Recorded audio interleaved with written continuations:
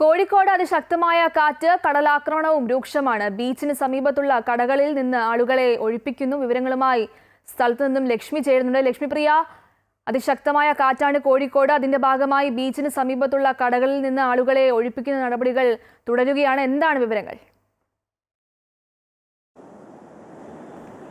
ഗോപിക, ഇപ്പോൾ ശക്തമായ കടലേറ്റമാണ് ഇപ്പോൾ കോഴിക്കോട് ബീച്ചിൽ നടക്കുന്നത്. ഇതേ തുടർന്ന് തന്നെ കളക്ടർ ഇവിടെയുള്ള കടകൾ ഒഴിപ്പിക്കാൻ വേണ്ടി ഉത്തരവിടുകയായിരുന്നു. ഇതേ തുടർന്ന് പോലീസുകാരെത്തി ഇവിടെയുള്ള കടകൾ മുഴുവനും ഒഴിപ്പിച്ചിരിക്കുകയാണ്.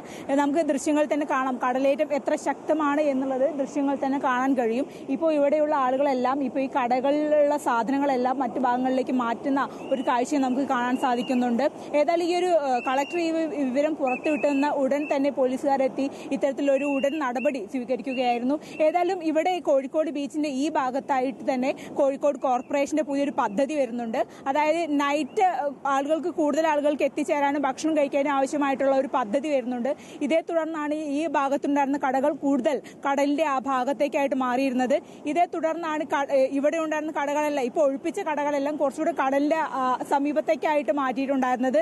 ഏതായാലും ഇപ്പോൾ കടലേറ്റത്തെ തുടർന്ന് ഈ കടകളെല്ലാം ഒഴിപ്പിച്ചിരിക്കുകയാണ്. ഇപ്പോൾ ഇവിടേക്ക് യാത്രക്കാർക്കടക്കം വിലക്ക് ഏർപ്പെടുത്തിയിരിക്കുന്ന കാഴ്ചയാണ് ഇപ്പോൾ നമുക്ക് കാണാൻ സാധിക്കുന്നത്. പോലീസ് ഉദ്യോഗസ്ഥരടക്കം ഇവിടെ പല ഭാഗത്തായി വിന്യസിച്ചിട്ടുണ്ട്. അതായത് ഒരു കാരണവശാലും ഇവിടെയുള്ള ആളുകളെ ഇവിടേക്ക് ഇറക്കാതിരിക്കാൻ വേണ്ടിയുള്ള എല്ലാ നടപടികളും സ്വീകരിച്ചിട്ടുണ്ട്. ഏതായാലും കടലേറ്റം അത്ര രൂക്ഷമായിട്ടുള്ള കടലേറ്റമാണ് ഇപ്പോൾ നമുക്കിവിടെ കാണാൻ കഴിയുന്നത്. ഏതായാലും എല്ലാ കടകളും ഇപ്പോൾ ഒഴിപ്പിച്ചിരിക്കുകയാണ് ഗോപിക.